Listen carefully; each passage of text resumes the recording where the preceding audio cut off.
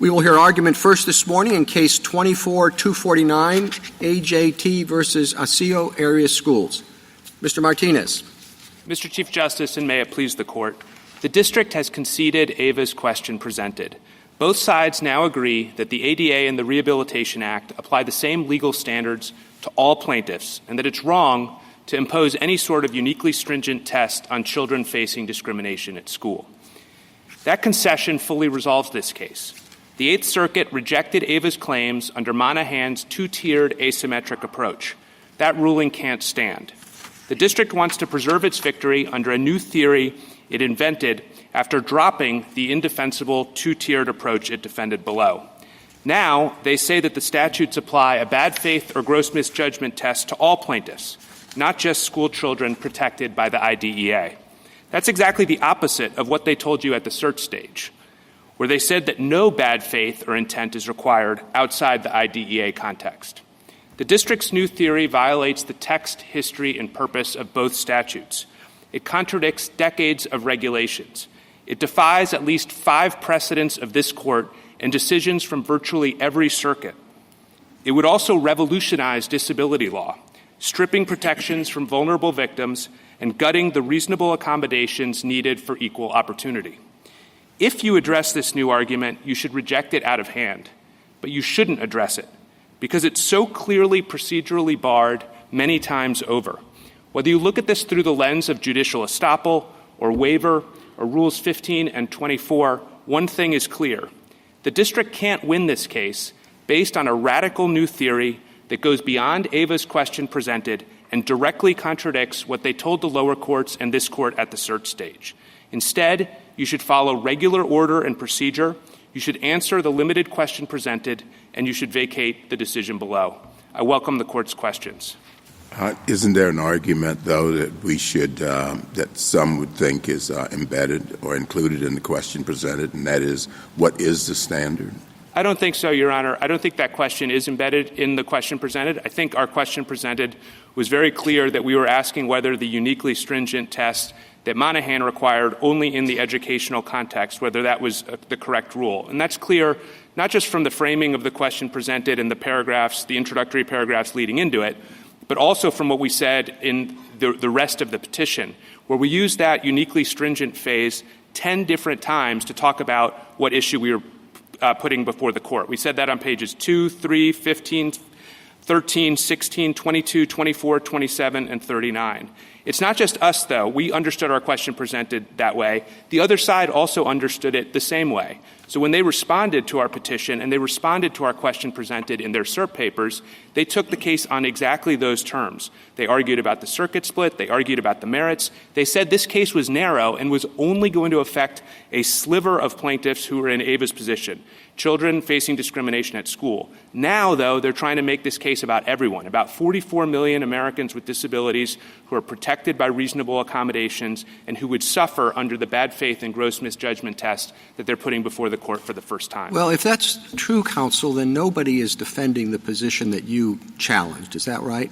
I think at this point the other side has conceded that that position is indefensible, and therefore they aren't defending it. I think they have one amicus who filed a brief that seems to be defending the Monahan test. Well, and yet that position that you're attacking was the majority position, right? That was the position adopted by 5 circuit courts. That's right. Well, what do we normally do in a situation like that? Normally we appoint an amicus to defend the judgment below, and we're saying we should just hand you a victory even though no one's challenging your understanding of what the conflict was about. Your Honor, I think that it's fully presented to this Court the issue of whether that Monahan test is right, and the fact that the other side couldn't even come up with an argument at the merit stage to defend that standard is a reason why you should set that standard aside. It's not a reason to kind of have a do-over or appoint an amicus. I think it's true you sometimes do appoint an amicus in that circumstance. I think you usually do it when the other side is no longer defending the judgment as opposed to the reasoning of the opinion. So I don't think that sort of situation applies here.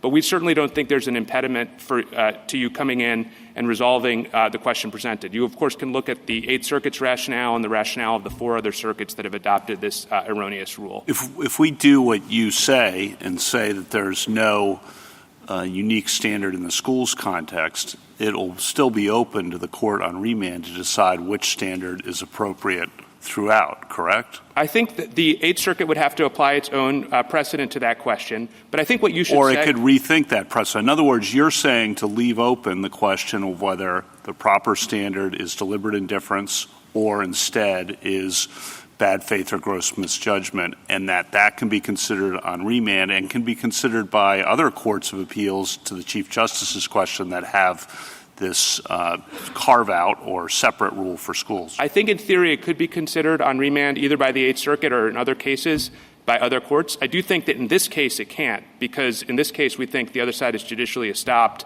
from changing positions on which they successfully avoided en banc review in the Eighth Circuit. Point taken on that. And then can you explain the delta between, on the one hand, deliberate indifference, at least as the Solicitor General defines it, and bad faith or gross misjudgment on the other hand? Because the way they define deliberate indifference sounds a lot like someone acting in bad faith. Your Honor, could I just add one additional comment on your earlier question and then answer that one? I think the other thing is when we're asking you to get rid of the Monahan two-tiered approach, I think it would be valuable and important for you to say not only that approach is wrong, but that the rationale under which it was adopted, the rationale being that the IDEA context requires this sort of special rule in this context, is wrong. And I think that would help provide guidance to the Eighth Circuit and other courts. With respect to what the test is, it's a little hard to fully understand the other side's test because they've characterized it in so many different ways that kind of seem to flip-flop depending on what court they're in and what brief they're writing. As I understand their current theory— No, just put aside what is the difference between deliberate indifference and bad faith? So I think as I understand their bad faith test, it requires motive, which in their brief they describe in various places as requiring a sinister state of mind or something approximating a bare desire to harm. And so I think that's an animus-type test that requires more than the knowledge that there's a substantial likelihood deliberate of violation. Indifference, as the Solicitor General at least is articulating it, and I don't know if you agree or disagree, you would have to know that you have a legal obligation to do something, or substantially likely, and still not act. So and I think if you know you're supposed to do something as a matter of law and don't act, that's sounds like bad. I think you can ask the Solicitor General to elaborate on their theory. As I understand their test, which we think is the majority test, you don't have to know the law. A mistake of law is not a defense. You have to know the facts that would constitute a violation of the law, and then you have to be indifferent to those facts. And I think it's a fair question to ask the SG how they would characterize it, but that's certainly how I understand the test. I'm not sure where any of these tests come from, because mens rea is generally willfulness, which requires knowing what the law is, but the statute doesn't talk about willfulness.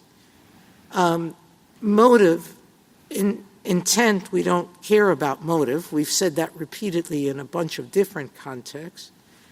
It's, do you know you're doing the act, and are you intending to do the act?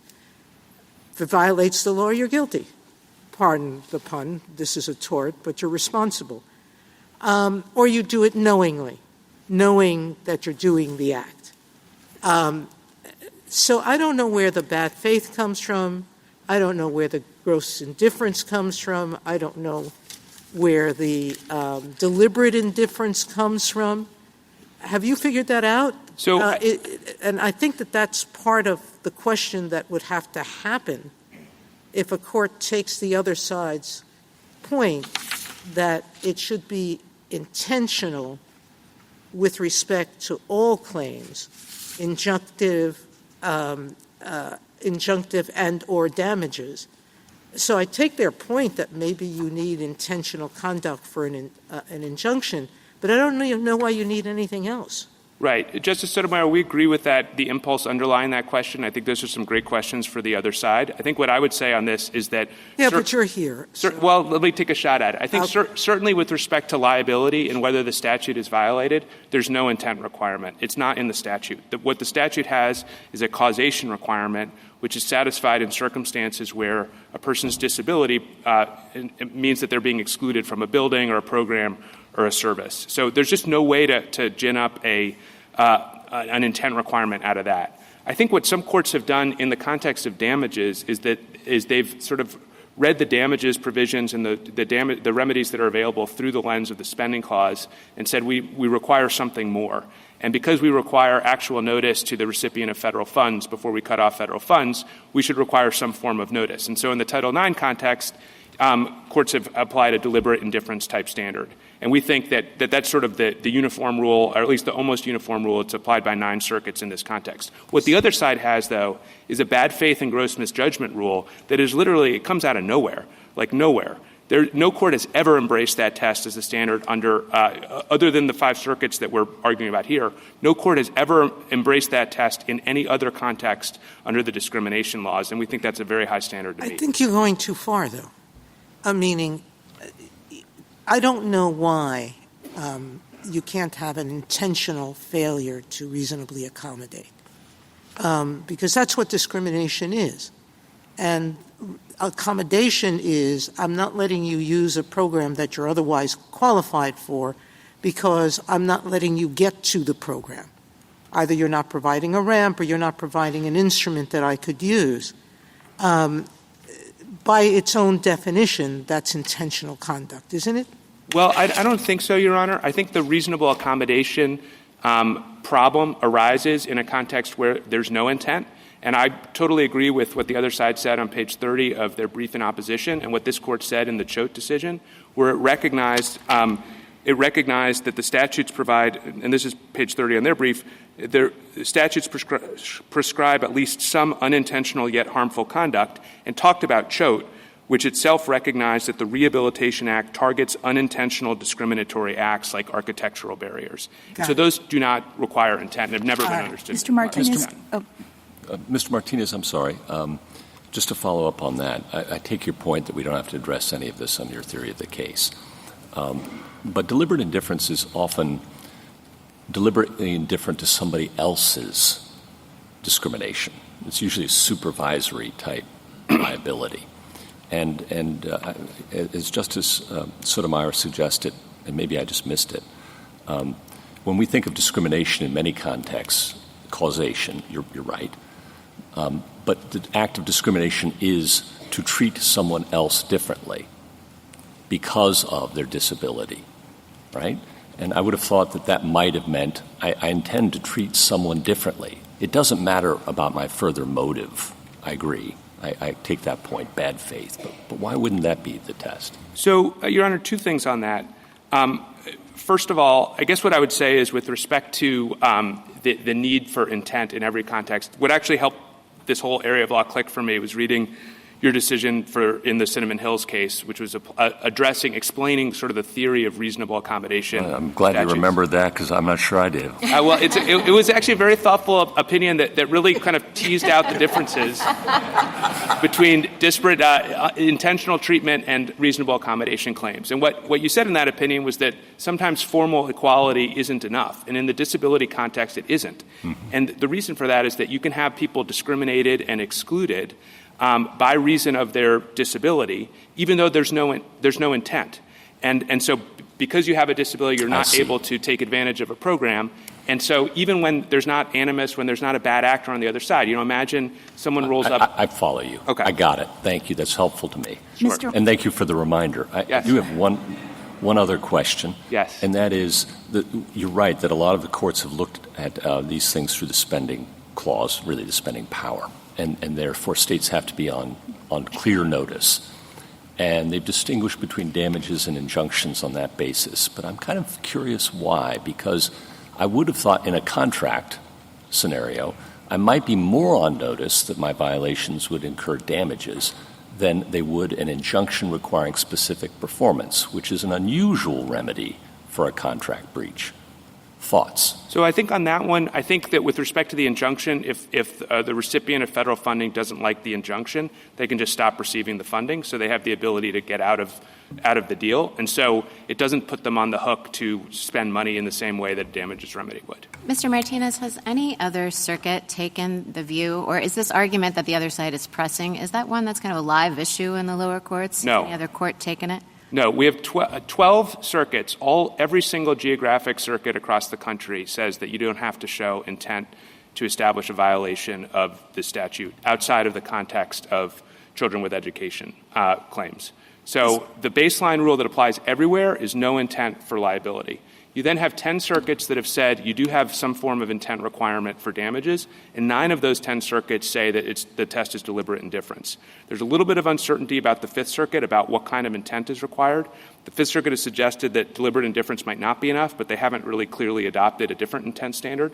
But I think the other side says that there would be disarray if you didn't resolve like every last issue in this case. That's just not right. If you say the IDEA context doesn't create a special rule disfavoring kids in the education context, what's almost certainly going to happen is that the circuits out there are just going to apply their baseline rule, and all 12 of the geographic circuits are going to say that intent isn't required. Well, it might also be that this sparks percolation on this issue. I mean, maybe what will happen is that there'll be pushback of the sort that your friend on the other side is advocating. I would doubt that because of the fact that the reason these 5 courts have applied this Monahan test is really because, and as they explained it very well in their brief in opposition, it's all about the IDEA. I mean, look at their brief in opposition. The first paragraph is all about, like, this is an IDEA case. And they're basically trying to interpret these statutes in circumstances where kids have protections under the IDEA to give them fewer protections under the ADA and Rehabilitation Act. I understand, Mr. Martinez, why they did that before Smith v. Robinson and the congressional response to that. It's basically the same rationale that the court used in Smith v. Robinson. But once that happened, Smith v. Robinson and then Congress's repudiation of it, why didn't those courts go back and take a look at their own precedent? So Monahan was, of course, before Smith versus Robinson. I don't know the answer to that, Your Honor. I think it's hard because you have to get en banc review. We tried our best to get en banc review in this case. And when we did that, and we surfaced this issue to the Eighth Circuit in an effort to get them to overturn their precedent, the other side came in and said, they didn't just say follow this because it's your precedent. They said follow it because it's right. And they won a denial of en banc review in part based on their argument that there is this 2-tiered approach and a special rule needs to apply with kids who have IDEA rights. And so now they're coming into this court flip-flopping on that and trying to kind of have it both ways and play both sides, even though now they realize that earlier argument is indefensible. So, Mr. Martinez, can you just speak very clearly? Chief, can I go forward? Sure. Can you just speak very clearly to why they're wrong about that? In other words, they said Monahan is correct for this particular context. Yeah. And I'd invite you to just tell us why they're wrong. I think there are 2 main reasons, which I'll summarize very quickly. Number one, there's nothing in the text of either the ADA or the Rehabilitation Act or the statutes it cross-references that sets up a 2-tiered standard under which different plaintiffs seeking relief under the same provisions have different standards apply to them. If that weren't enough, we think it is enough, you have an express statutory language, 1415L, in the IDEA that was enacted to overturn Smith versus Robinson and the erroneous reasoning that it embraced. And 1415L specifically says, I'm not going to quote it, but it says that you can't use the IDEA to limit people's rights under the other statutes like the ADA or the Rehabilitation Act. Thank you, counsel. Justice Thomas? Justice Alito? This is not exactly related to the question that's before us, so perhaps it's unfair, but I think it might have some relationship to what the court below was getting at. So this is the question. What difference, if any, do you see between the cost that a school district must be required to, the extra cost a school district must be required to shoulder under the IDEA, and the extra cost that would constitute a reasonable accommodation under the ADA or the Rehabilitation Act? I think it's going to depend in any particular case. And the way to think about this is these are really different statutory regimes. You have the IDEA that gives you an affirmative right to a FAPE, the ADA in Section 504, which eliminate discrimination. Depending on the case, it may be that the IDEA gives you more than the other statutes in one context, and the other statutes might give you more than the IDEA in a different context. Here, I think with respect to the monetary relief that's at issue, it really, the statutes overlap to some extent, but they don't overlap with respect to the statute of limitations. And so we're trying to take advantage of the statute of limitations that Congress gave us with respect to the ADA and the Rehabilitation Act, which allows us to go back further in time than the 2-year statute of limitations under the IDEA. Thank you. Justice Sotomayor? Kagan? Justice Gorsuch? Justice Kavanaugh? A couple follow-ups. You agree that there's an intent requirement for damages claims, but you say it's deliberate indifference, correct? Your Honor, in our opening brief, we did not take a position on that. We did not take a position on whether there was an intent requirement, but we certainly are not fighting that. We didn't fight that below. I think the Eighth Circuit and 9 other circuits say it's deliberate indifference. It sounds close to a yes. Close to a yes. We would have taken a position on it if we thought that was the question presented, but it isn't, so we didn't have to. But I think that's fair. Do you agree with the SG's formulation of deliberate indifference? Any problems with how they formulated in their brief? As I understand their formulation, I agree with it. I think substantial likelihood is an appropriate way of thinking about substantial likelihood of a violation. I think the one thing I just want to be very clear on is you don't have to know the law. You have to know the facts that would give rise to the violation. And I think that's an important caveat. Well, on that point, in my last question, there's a lot of line drawing that has to go on in this context, I think, with school districts deciding whether to provide services to 4:30 p.m. or until 6 p.m. And that's a very fact-intensive judgment on which the district court found that the district officials exercised professional judgment, convened multiple IEP meetings, extended the school day beyond the school day of her peers, implemented many of Dr. Reichel's suggestions. Failure to provide extended schooling till 6 p.m. at home was at most negligent, is what the district court found. And I guess it's hard to know how you say where you find the line for deliberate indifference, or that it's substantially likely to be a violation when it's this fact-intensive reasonableness kind of inquiry. So how should a court think about that? In other words, the court on remand, if it's applying deliberate indifference, how should it think about it as related to these facts? Well, I think the first thing I would say is we love the fact that we have appellate courts, and the Eighth Circuit in this case said, looking at those same facts, that we may well have established deliberate indifference. So it took a different view. We think certainly on the summary judgment record in this case, we would get past the other side's motion for summary judgment on whether there was deliberate indifference. Obviously, it's going to be a fact-bound analysis. It's going to require close attention, and the sensitivity that this court has often said is very important in the IDEA context should, of course, apply in this context too. But we think that we have good arguments and good facts for us that we can prevail on deliberate indifference properly understood if this goes back down below. Thank you. Justice Barrett?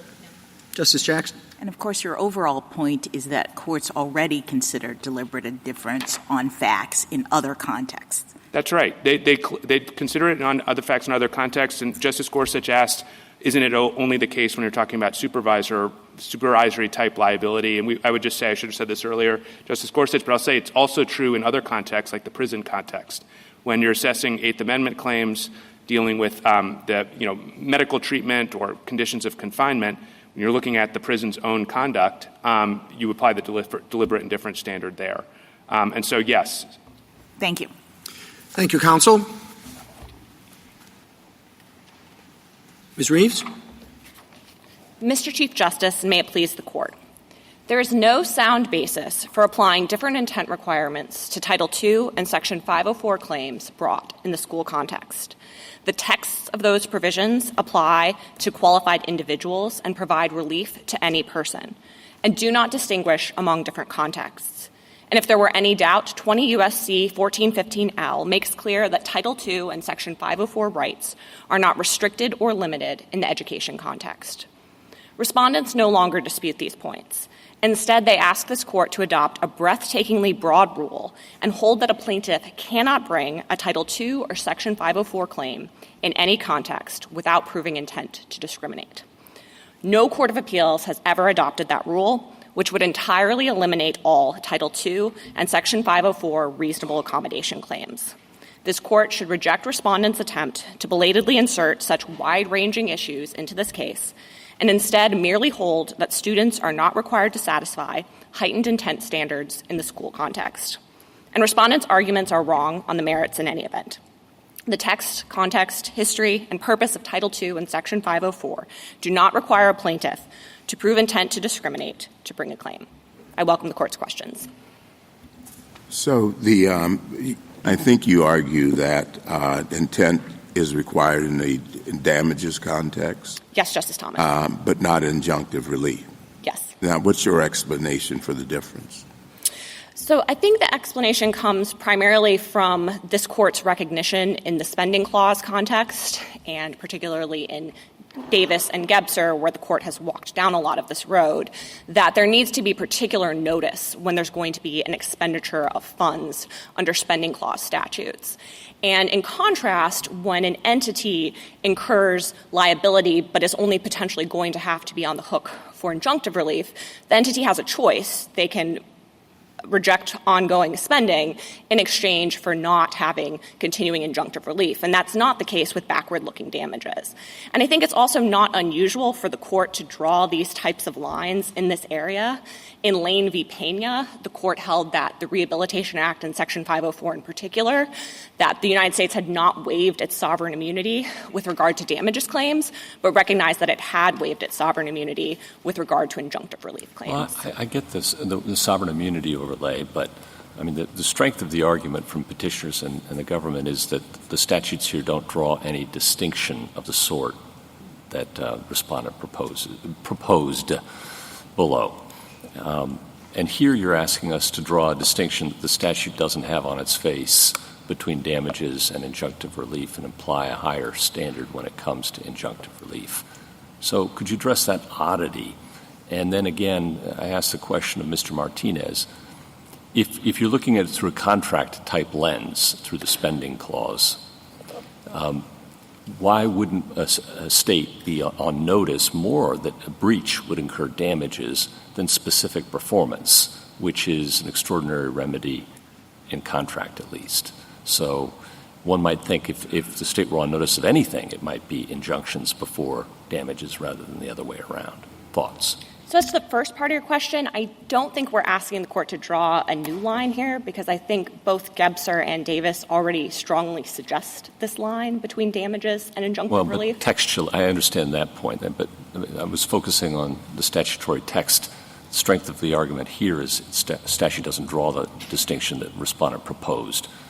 And now you're asking us to do a similar thing. And I'm just wondering about its consistency with contract-type analogies. Right. And so as far as the contract analogy goes, I think that the contract analogy obviously isn't perfect, because the focus here is notice as to liability going forward. And if you've already had a violation of the statute and you're automatically liable without any sort of intent requirement, that would raise real notice problems. But unlike a traditional contract, a state can't, or funded entity can withdraw to forego ongoing injunctive relief. That's not necessarily true of a contract, but I think because of the way the spending clause contract overlay works in this context, the notice concerns are just less there. And I would also like to just briefly respond to respondent's suggestion that injunctive relief is always going to be significantly more burdensome.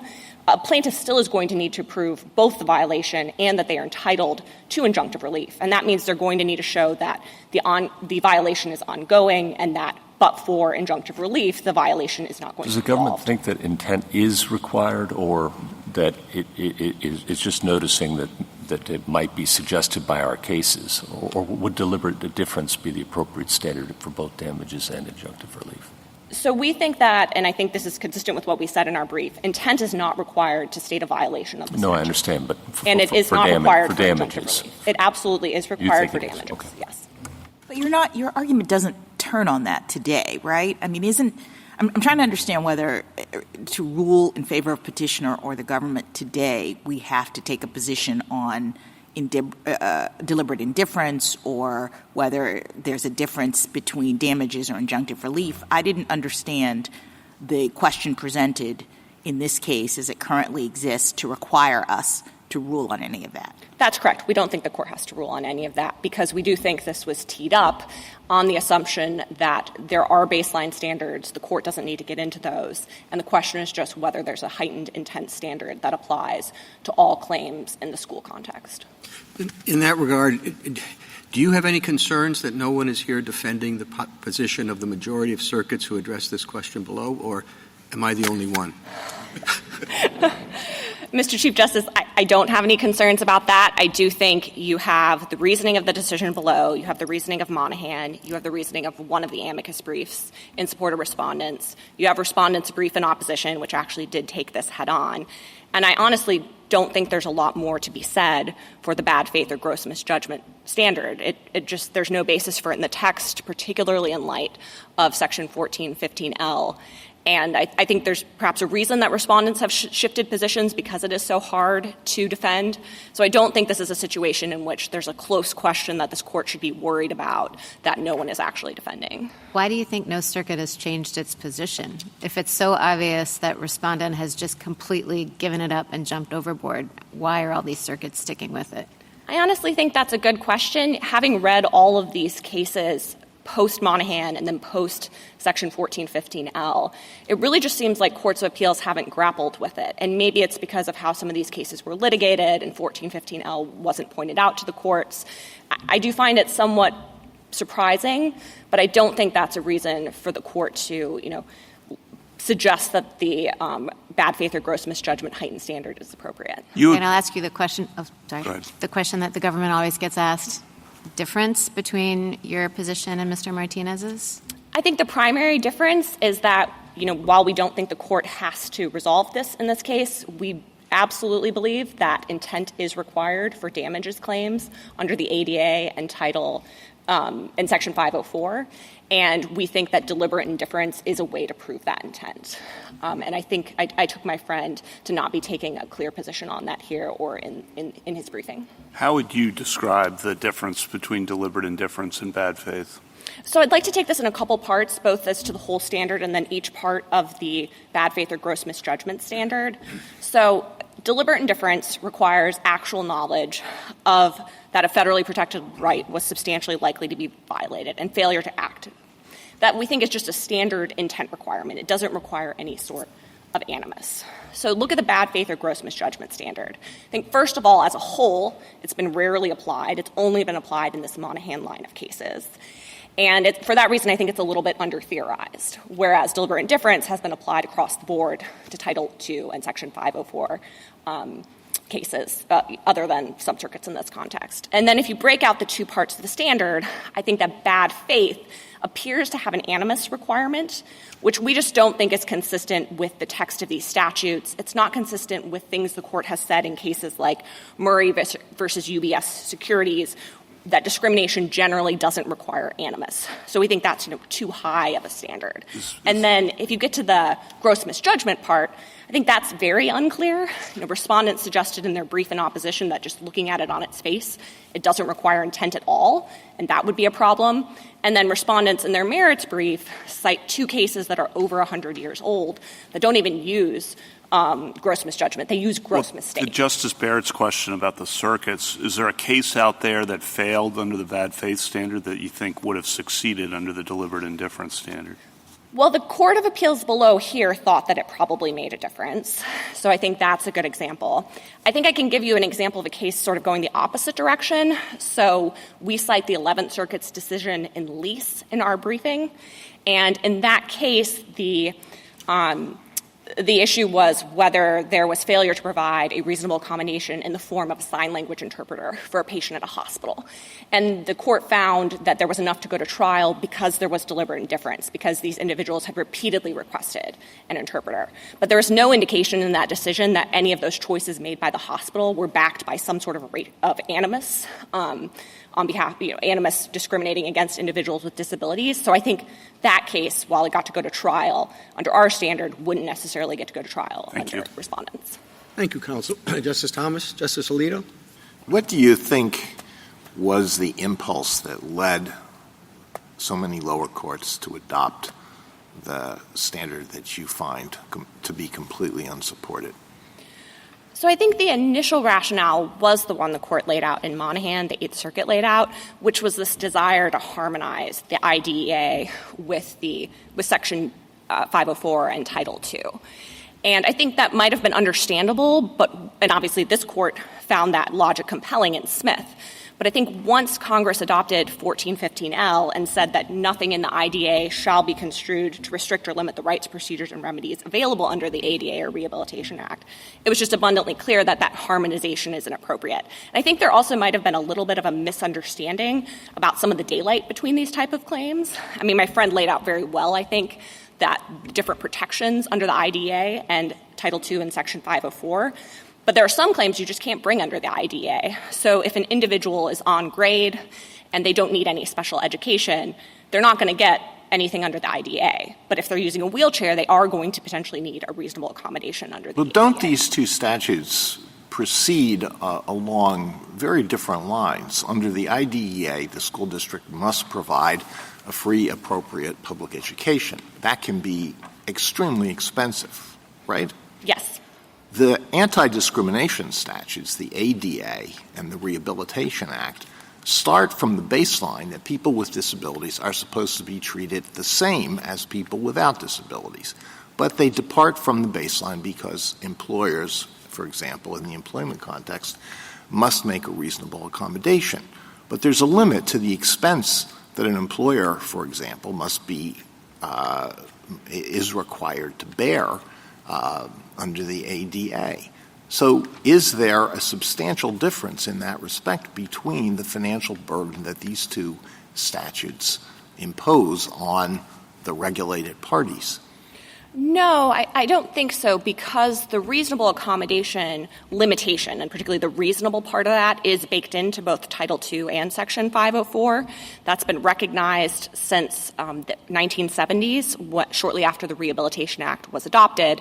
And then Congress, when it enacted the ADA, said in Section 12201A that nothing in the ADA shall be construed to apply a lesser standard than the standards applied under Title V of the Rehabilitation Act or the regulations issued by federal agencies pursuant to such titles. So the reasonable accommodation limitation is baked into these Title II claims that can be brought against public schools. And so the public school is going to be able to come forward and say, this is not reasonable because we can't afford it, because it's not the sort of thing that is a normal accommodation, or because it would require a fundamental alteration in the programs that we give to students.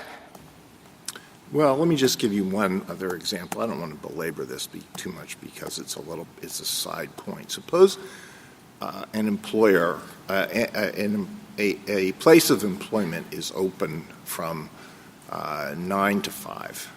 Let's say it's a store. For some reason, it closes at 5 p.m.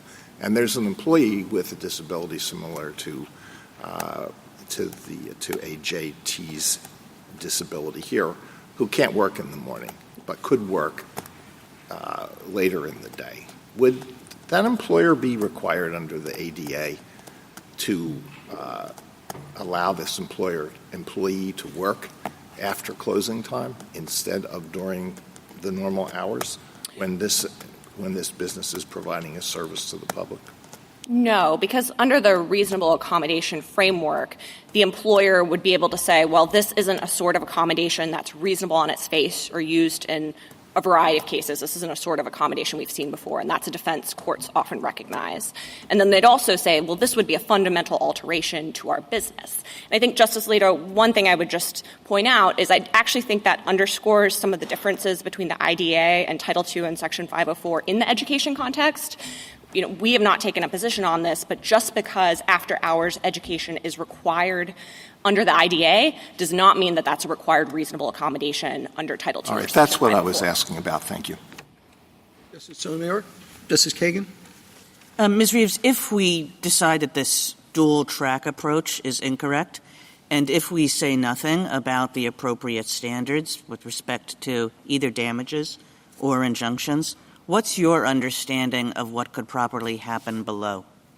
So I think below, without any other urging, presumably the Eighth Circuit would apply its general precedent to those two questions, and the Eighth Circuit has generally held that to state a violation of Title II or Section 504, you don't have to prove an intent. That's also true for injunctive relief, but the plaintiff would have to prove deliberate indifference for damages. We haven't taken a position on whether respondents could try to raise these broader arguments on remand. I think there are some good arguments that those have been forfeited and that there are judicial estoppel, but that would obviously be a question for the lower courts to sort out. And you said without any urging on our part or without any encouragement. I mean, is there an argument for encouragement? Is the better approach not to do that? Do you have a position on that? We don't think that there's any basis for courts to start reconsidering the reasonable accommodations framework that all courts of appeals have signed off on. This court has recognized it since the mid-1970s. The entirety of the Rehabilitation Act and Title II have been built up around that. And so I don't think there's a good basis for that, and there wouldn't be any reason to encourage it. Thank you. Gorsuch, Justice Kavanaugh? You said that clear notice was important, I think, in this context in damages claims. And the other side says that your framing of deliberate indifference, in particular, actual knowledge that a federally protected right was substantially likely to be violated. They focus on substantially likely. That does not give, in this context, school districts clear notice of what they have to do, particular, something like this, 4:30 p.m. or 6 p.m., and that it's therefore, and you're talking about reasonable accommodations and line drawing to Justice Alito's question. How do we deal with that? Well, as an initial matter, I think the deliberate indifference standard is significantly clearer and gives more notice than the proposed bad faith or gross misjudgment standard, where we don't even know if the second component requires intent or not. And deliberate indifference is much more well-established. Just on the question, though, this standard is not exactly crystal clear. At least that's what the other side says. School districts, to Justice Alito's point, are going to be in the hook for substantial expenditures, and they want just notice. Tell us whether we're substantially likely to violate the law. How are they supposed to determine that? So a couple of responses to that. So first of all, I do think, this is an actual knowledge requirement, and it is failure to act, a deliberate choice not to act. And when it comes to actual knowledge of your legal obligations, correct? So it's not actual knowledge of the law, but it's actual knowledge, and I think this is consistent with normal intent standards, that your actions are illegal, or your actions are likely to violate someone's rights. So it's not that you have to know the precision of, and this is a tricky area in many areas of law, but I do think that with the substantial likelihood standard, as this court has described it in Davis and Gebser, is going to require a more than 50% assurance that a violation is going to occur.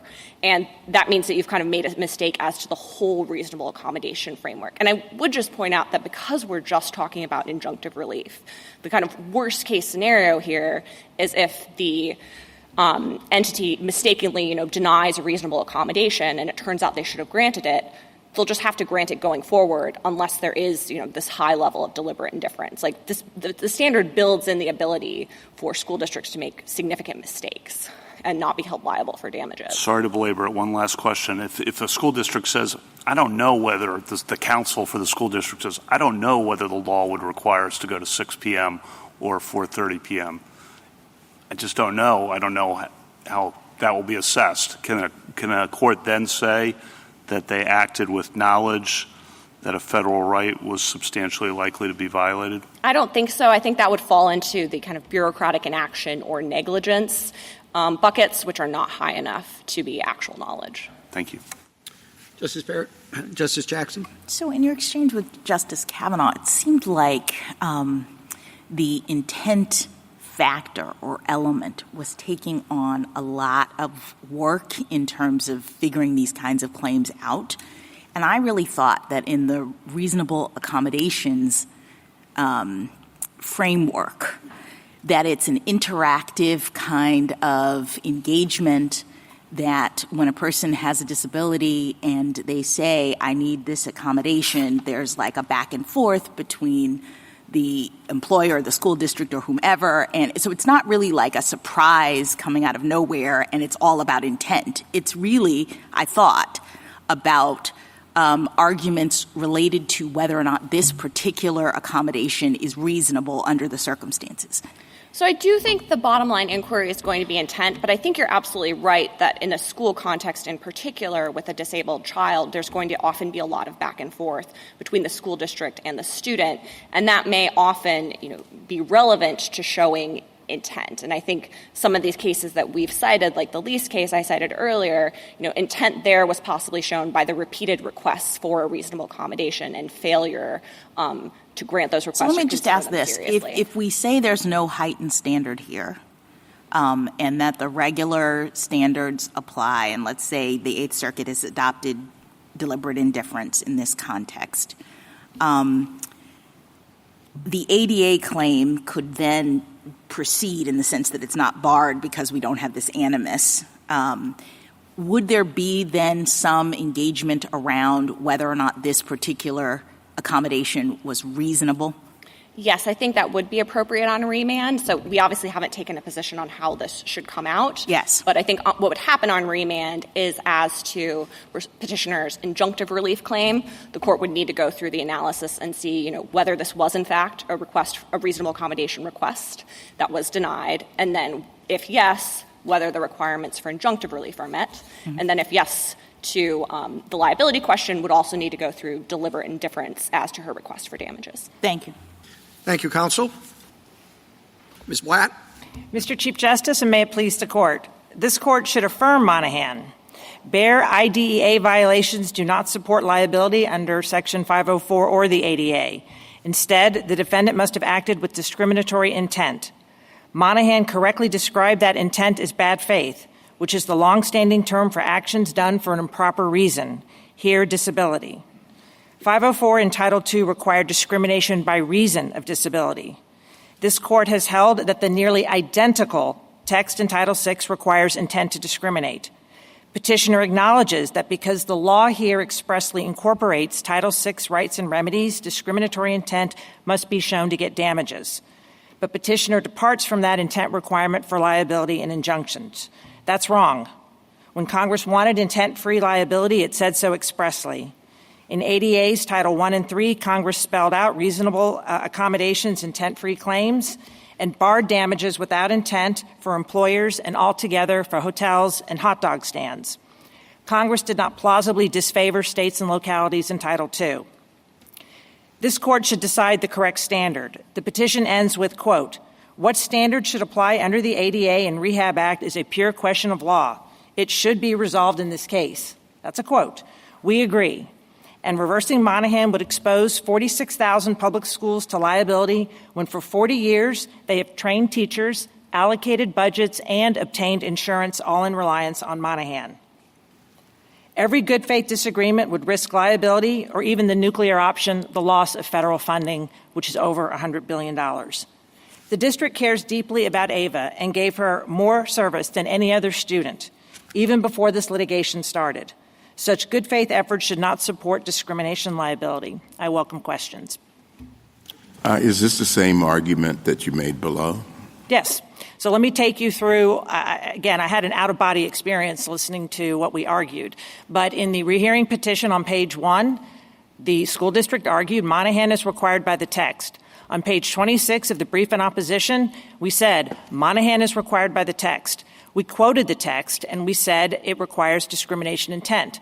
We cited Title VI because this statute expressly incorporates the rights and remedies of Title VI as intent was required. We cited Sandoval, which is your seminal case under Title VI, which holds the nearly identical language requires discriminatory intent.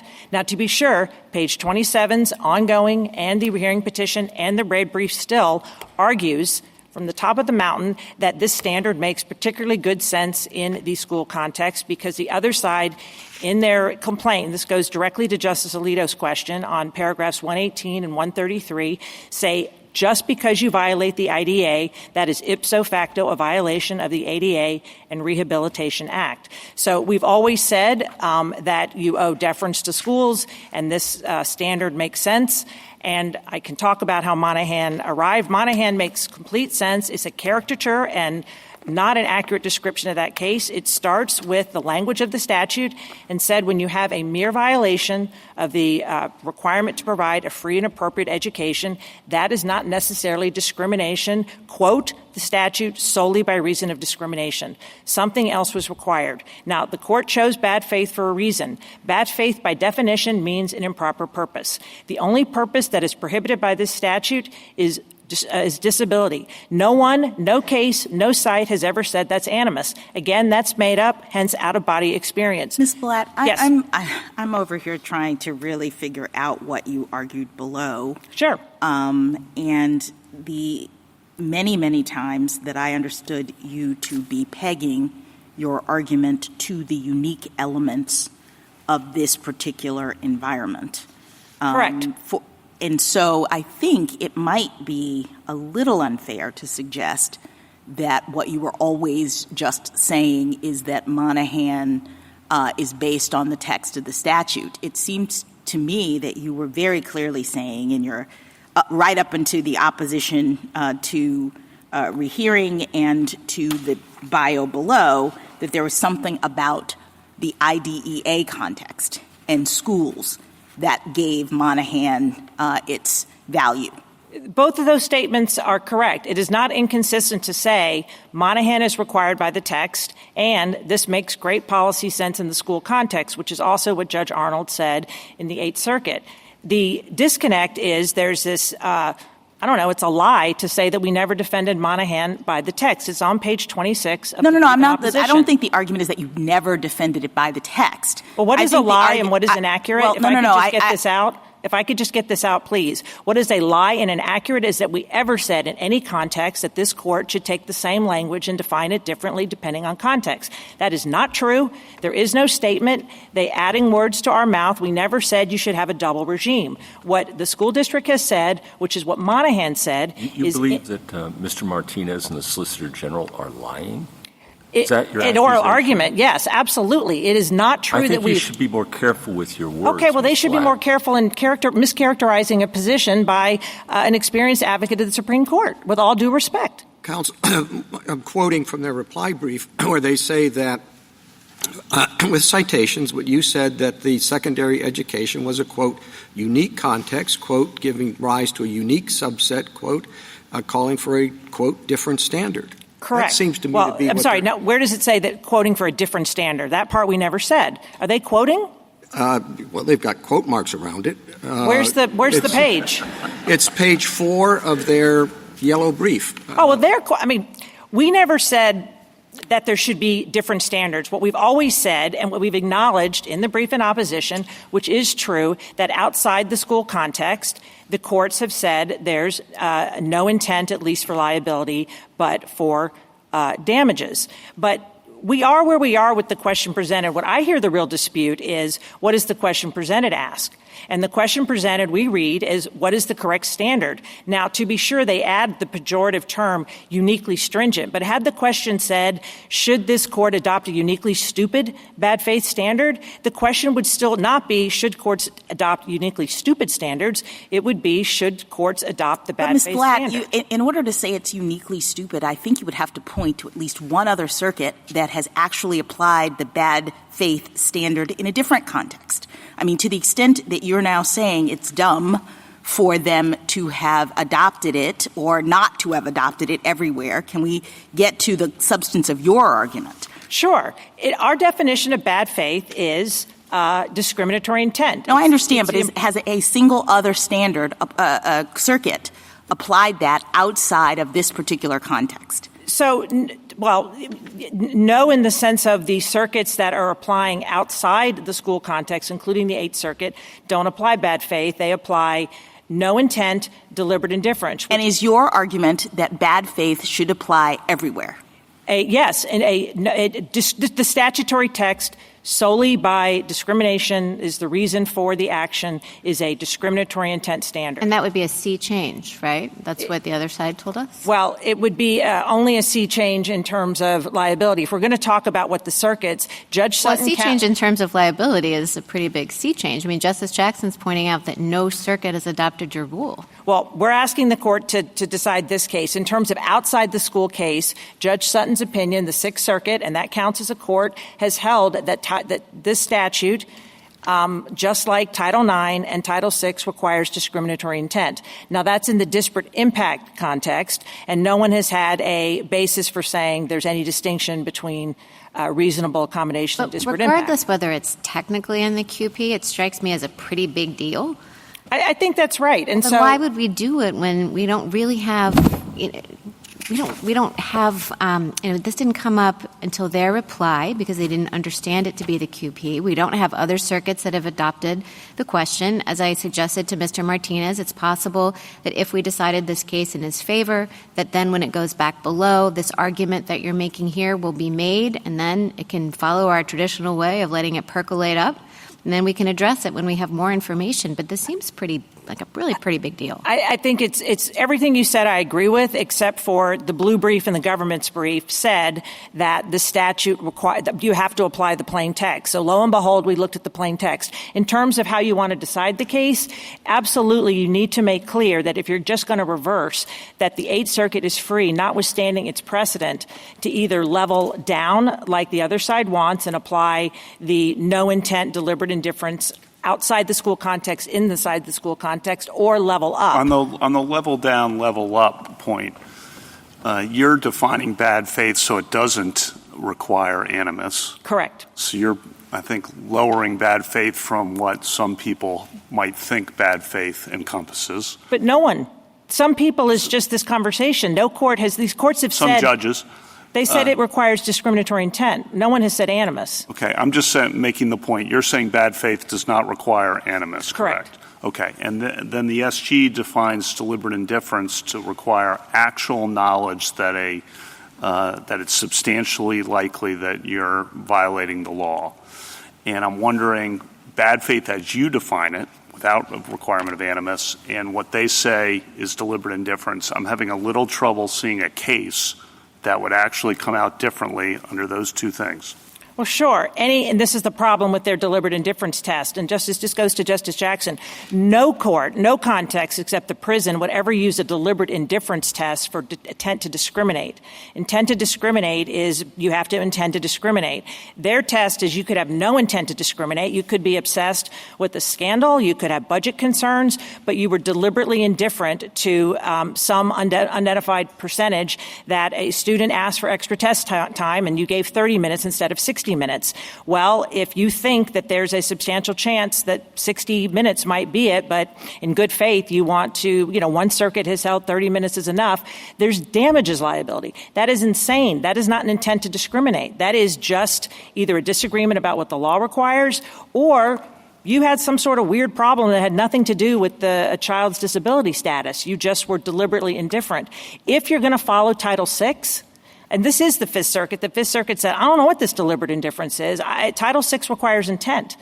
There's no scenario where deliberate indifference has ever meant discrimination in and of itself as opposed to you're deliberately indifferent to a teacher's or student's intentional sexual harassment.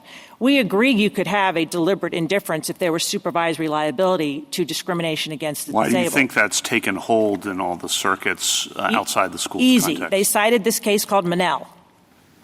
I mean, that's just wrong, weird, mistake.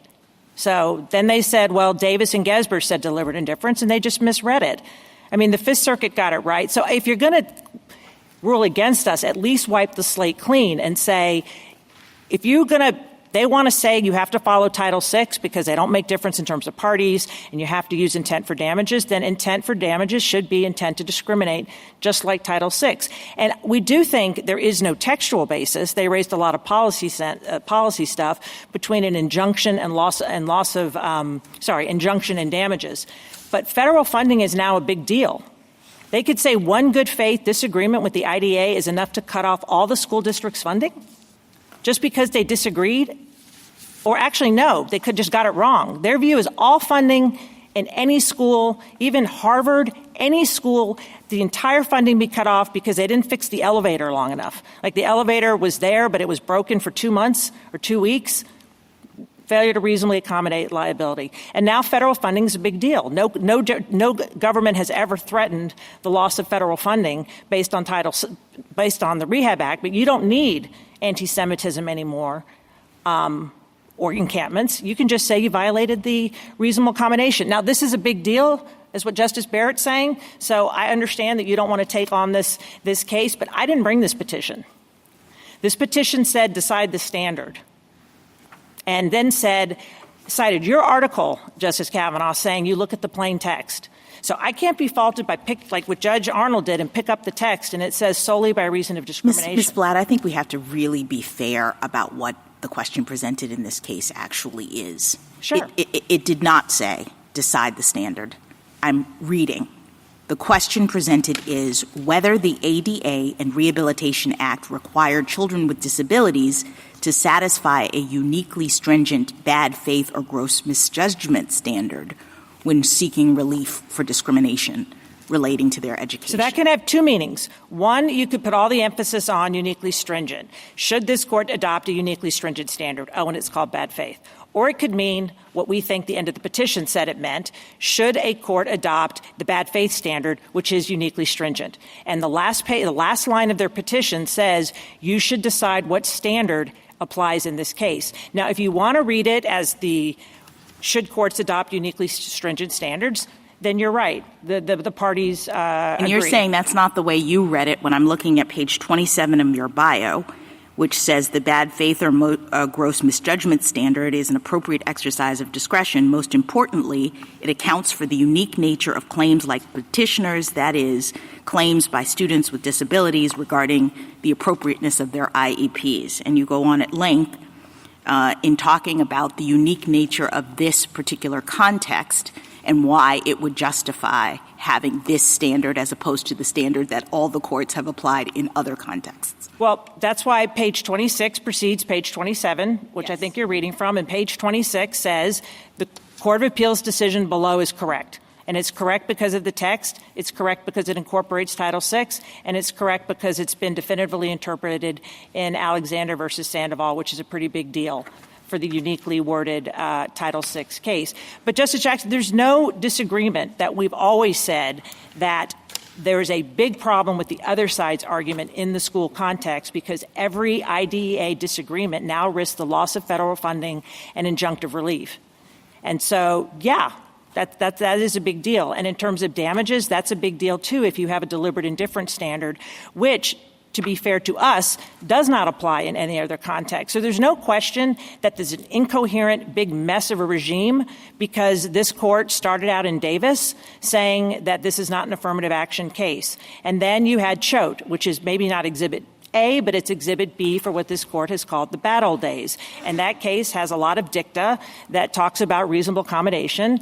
Monahan was decided after Davis, before Choate. Can I just focus your attention on that? Because I don't understand why you are really pressing this idea that discrimination claims in the context of reasonable accommodations and disability aren't something unique. I mean, I thought the Alexander versus Choate line of thinking was that you can have discrimination in this context, say differently from maybe racial discrimination or gender discrimination, when an entity that is responsible for accommodating someone with a disability doesn't act. That you have benign neglect, meaning you're not doing it out of some sort of intent to treat this person differently. In fact, what you say is, I'm treating this person the same, and the same is a world in which they can't walk up the stairs and they can't see the board and they can't do the things that everybody else can do. In the discrimination of disability context, the requirement of the law is to treat them differently. Differently in the sense that you're accommodating them so that they can take and have full enjoyment of the services. So it's just a different concept. With respect, that's not the statute Congress passed. And if you just look at Title I and Title III, they have oodles and oodles of explanation of what a reasonable accommodation is, multi-part definitions. No, but the whole idea of accommodation that's is not unique. in the statute. Accommodation is not in the statute? 504 and Title II? No. That's what this, I mean, no. That's It's what not Judge in the Sutton ADA. said.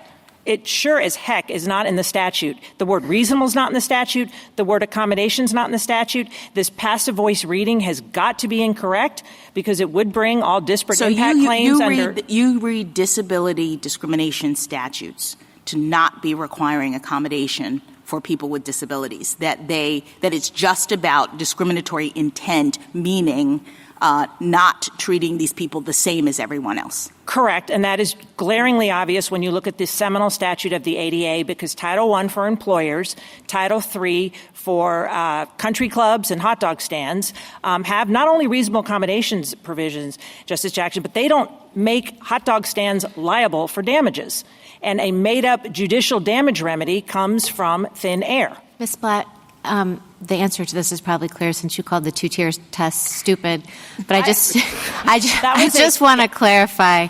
You agree there's no two-tier test? Correct. Okay. So there is what Justice Gorsuch has sometimes called radical agreement on that point. Okay.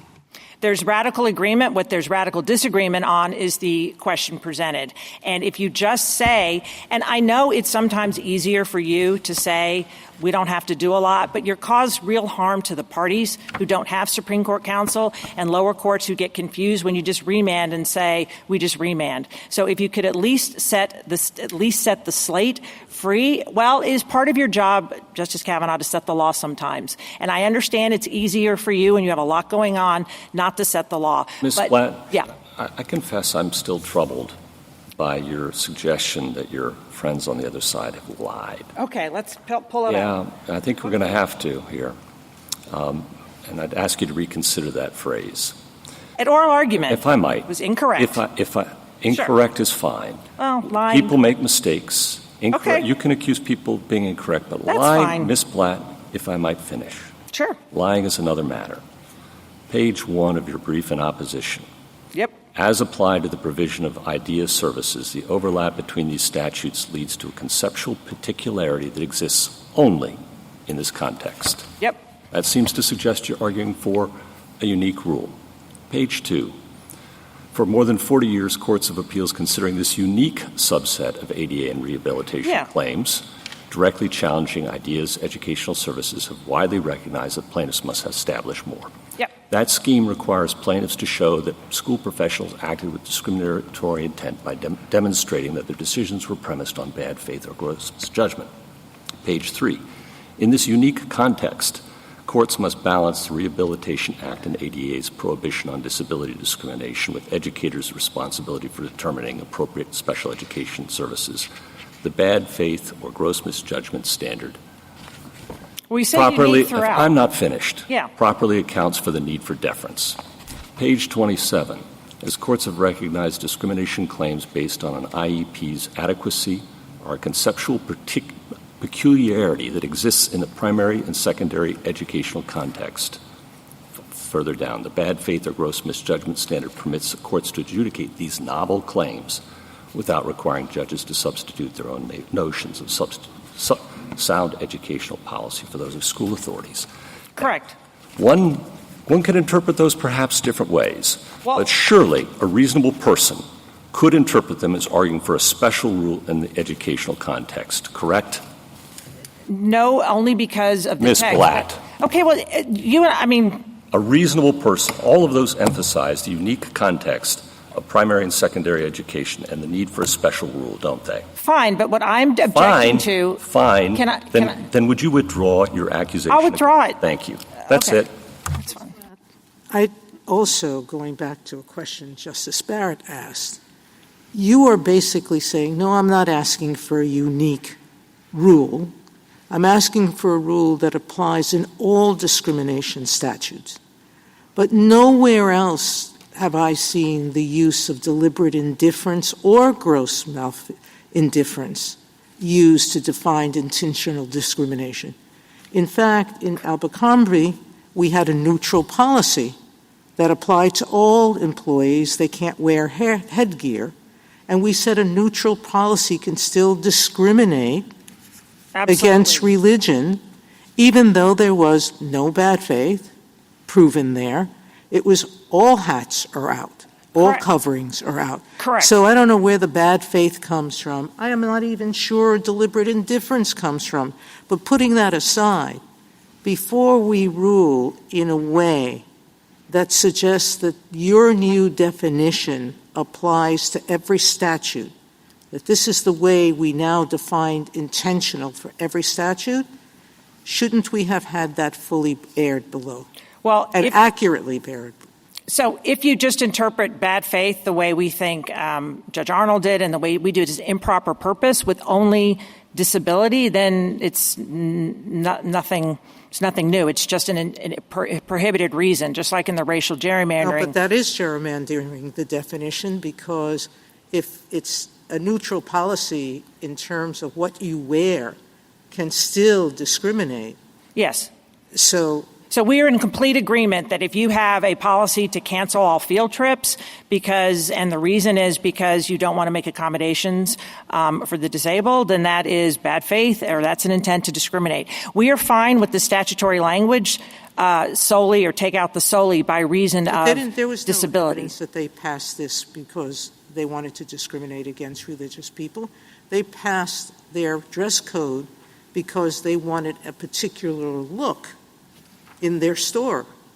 It wasn't until this individual came in and said, my religion requires this, as they said, I'm not going to reasonably accommodate you. Yeah, so but they didn't pass the policy with anti-religion animus. Let me just give you another example. You're asking, when you're using the words bad faith, you're talking about animus. No, I'm talking about, and you're in charge, so you can say intent to discriminate is the standard. We're not going to use bad faith. We don't like that word, intent to discriminate. If you say bad faith, please make clear that it only means intent to discriminate, because you could violate the IDEA just because you think disabled children are better off without the accommodation. That is a violation of the ADA and the Rehab Act. That is discrimination. It's not animus. It could be benign intent. Basically, it's the same standard in the race context or in the sex context. No one cares what your views are towards women or people of color if you treat them differently. You can't do that.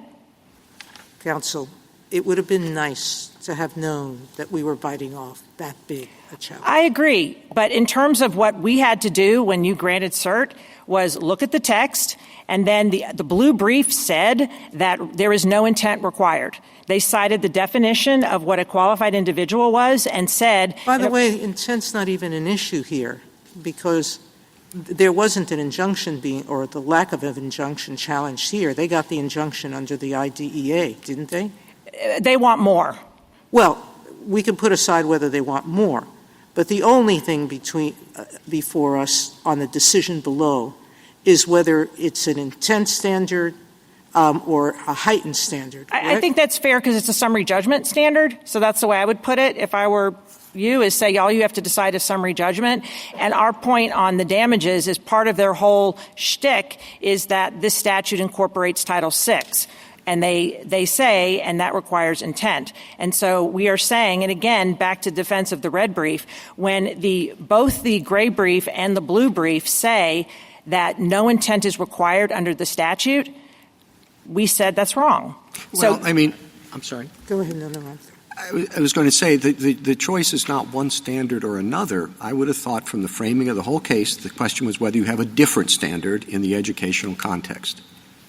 And if that is, and I agree, if that is the way you define the question presented, then the parties are in radical agreement. If, as we read and the last statement of their petition said you should resolve the standard.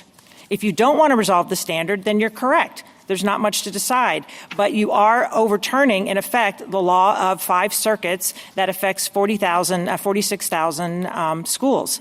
And there are 8 million kids that are covered by the IDEA, and there are 30,000 of these complaints. And their view is every IDEA violation is a violation of the statute. Now, they say there may have been another violation, but that is the theory. And in terms of the unique context, what Monahan says is if you violate a free and appropriate education, that's just not necessarily discriminatory. It could be based on budgets. It could be based on you just disagreed what the accommodation was, as was the case here. And the court in Monahan said you need to show discriminatory intent, and it used the phrase bad faith, meaning the improper purpose. But I agree. If you read this like Ames, where there was no defense of decision below, then you don't have a lot to do. But we're here radically defending the decision below, which we've done in the rehearing petition and in the brief in opposition and in the red brief. You don't think it was that you might have violated Rule 15.2 of our rules that requires counsel of its obligation, quote, respondents, to address any perceived misstatement of fact or law in the petition that bears on what issues properly would be before the court if certiorari were granted. Where in this brief do you say Monahan is consistent outside the unique we didn't say education? that. So that is, let's just be clear. We did not say the implications of our textual defense means Monahan or a intent standard would be required outside. What we took as given, and why I don't think the rules were violated, is that all the courts have said in this asymmetrical world, following the regulations and Choate, that there is a no intent requirement for reasonable accommodations, although an intent requirement for disparate impact, Judge Sutton's opinion. And then all the circuits but the Fifth Circuit have said there's deliberate indifference or intent because of the Title VI incorporation. What we did not point out in the orange brief, which is correct, that regime doesn't make any sense. So that's right. We didn't point that out because it was only when, we're here briefing on the merits, and I think you would want Respondents' Counsel to defend the decision below. The decision below is based on the text. So we started with the text. And what I think the other – sorry. Where do you think that the petitioner says that a violation of the IDEA necessarily constitutes a violation of the ADA? It's JA 20 and 24, paragraphs 118 and 133. So it's not in the brief. It's in the complaint. I would just say it's not – I'm sorry, paragraph 118 and 133. Now, paragraphs 119 and 134 say – the ADA and the Rehab Act were violated other ways. But part of their complaint is just the violation of the IDEA. It just says the violation of the IDEA itself is a violation of the other statutes. And we would hope that you would clear that up, that can't possibly be right, because the IDEA can go way beyond what might be a reasonable accommodation. And I also think it's not clear from their brief on deliberate indifference as to what statutorily protected right, either the reasonable accommodation right or the IDEA. And I think, in fairness to them, it's both. Thank you, counsel. Justice Thomas? Justice Alito? Well, I won't have another opportunity to question Mr. Martinez, so perhaps he could address that in rebuttal if he sees fit, whether he is arguing that a violation of the IDEA necessarily constitutes a violation of the ADA. What the complaint says is that the district's violations of the IDEA also violated plaintiffs' rights under Section 504 of the Rehabilitation Act, and he says the same thing about the ADA. Yeah. And again, it's important to school districts that you make clear, if you can level set, that the mere bare violation, because that is the thrust of Monahan, is that a bare violation does not necessarily violate the statute. Thank you. Justice Sotomayor? Justice Kagan? Justice Kavanaugh? You say the statute requires intentional discrimination, Title II, and the Rehabilitation Act. The Solicitor General says, yes, that's right. Deliberate indifference is an intent standard. I just you want to respond to that? Deliberate indifference is not an intent standard. Okay. For discrimination. It can be an intent standard in the prison context. If you know someone's dying and you don't do anything, that means you intentionally acted. But you could intentionally act. Deliberate indifference can be evidence of a discriminatory intent. But just because you deliberately don't respond to a parent's complaints doesn't necessarily mean you intend to discriminate on the basis of disability. Well, right. And I think the way the Solicitor General then defines deliberate indifference is why at least I see the delta here is pretty small, because they say you have to know that you're violating your legal obligations or what's substantially likely to be your legal obligations. That's really... But then they said that you don't have to know the law. So in other words, if a parent says, high school, you're violating your legal obligations. That is true. They did say you have to know your legal obligations. They said you didn't. Maybe I misheard them. I heard them say you don't need to know the law, and I know that's what my friend for the petitioner said. You don't need to know the law. I don't know how you can know. This is a helpful question, by the way. Yeah. I don't know how you can know that a federally protected right was substantially likely to be violated without having some idea what the law provides. Well, we would welcome that if you're going to have a deliberate indifference standard, that it be as high as possible. Because if you have these, again, what the school districts are worried about is because you have good faith disagreements and all. I mean, these are really tough cases in terms of, how much support. Here, she had 10 specialists.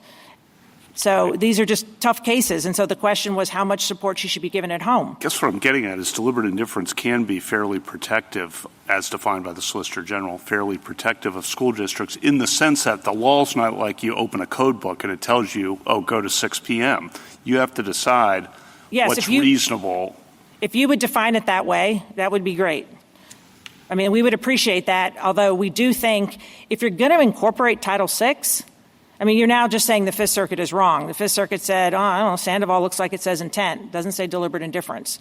And these are all spending clause statutes. So Title IX, Title VI, the Rehab Act, the Affordable Care Act incorporates all these. And this is one area. And Justice Barrett is correct. This is a big, messy area. So I don't blame you for not wanting to get into it. But we would at least appreciate that you make clear that there's a level set, particularly on damages. Thank you. Justice Barrett? Justice Jackson? Yeah, I just am still struggling with how you account for the language in the disability discrimination statutes that goes beyond discrimination and discriminatory intent. And so I'm looking, for example, at the Title II language, which says no qualified individual with a disability shall, by reason of such disability, be excluded from participation in or be denied the benefits of the services, programs, or activities of a public entity or be subjected to discrimination by such entity. And my understanding of the way at least that courts have been interpreting this is you don't need discriminatory intent in a situation in which a person is alleging, for example, that they have been excluded from the participation.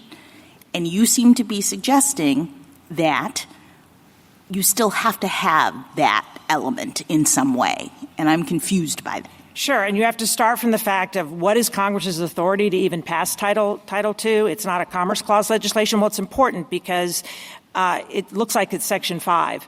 And if you so you have to see it through the lens of Congress's power under Section 5. But even putting that aside, if you don't read it, if you just look at Titles I and Title III, where they spell out disparate impact, and so that if you read that statute in the passive voice to require disparate impact, all the disparate impact and reasonable accommodation provisions and definitions and contours are all superfluous. So if you just looked at, I actually think this case is easier under Title II because you don't have the Choate baggage. But if you just look at Title II, it's an easy case that there is no reasonable accommodations requirement at all.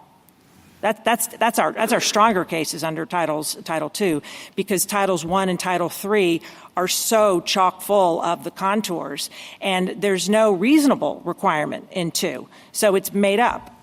It doesn't say you have to reasonably accommodate. On the other side, they say the definition is remove structural communications, transportation barriers, and auxiliary aids. But there's no word reasonable in there, so it has to be read in when it's actually defined in great details in 1 and 3. What it means to modify the program, what an undue hardship is a 4-part test, and what is readily achievable as a 4-part test. Thank you. Thank you, counsel. Rebuttal, Mr. Martinez. Your Honors, I'm not going to dignify Ms. Blatt's name-calling here with a response in kind, though I appreciate that she withdrew the charges here, although perhaps a bit under duress. I do want to address whether we were incorrect in characterizing her position, and the answer is absolutely not. You heard her say today that she was radically defending the Eighth Circuit's decision in this case. Well, that decision includes footnote 2, which expressly characterized Monahan as applying a higher test, a 2-tiered test. So if she's radically defending that, then she's radically defending the 2-tiered approach that I think she said was completely wrong. We would also encourage you to look at page 23, in addition to all the other pages that were cited, where she said that the universe of plaintiffs with claims affected by the question presented is narrow. For educational discrimination plaintiffs not covered by the IDEA, such as college students, a bad faith or gross misjudgment standard does not apply. That's exactly the opposite of what she's saying now. So what is at issue in this case. I think the most important thing we heard from Ms. Blatt is when she conceded in questioning from Justice Jackson that she is trying, and the district arguments here are trying to get rid of the reasonable accommodation claims that people in this country with disabilities have enjoyed for decades. That's what's at stake. This is a revolutionary and radical argument that has not been made in this court and that she's trying to get you to decide on the basis of essentially no briefing. The question of whether reasonable accommodations are required is easy. There are subsidiary questions that are challenging. You should not address those subsidiary questions in this case because we haven't had briefing. It's unfair to you. You don't have a decision below. It's unfair to us. It's unfair to our amici, the disability rights community, who would have rung a 5-alarm fire if they had known that reasonable accommodation claims were on the table. So you should not address that. You should apply your waiver rules. If you do address some of this stuff, Justice Kavanaugh, I would encourage you to look at the COPA amicus brief on pages 18 to 29. It has a very good discussion of the kinds of cases and where the different standards might make a difference.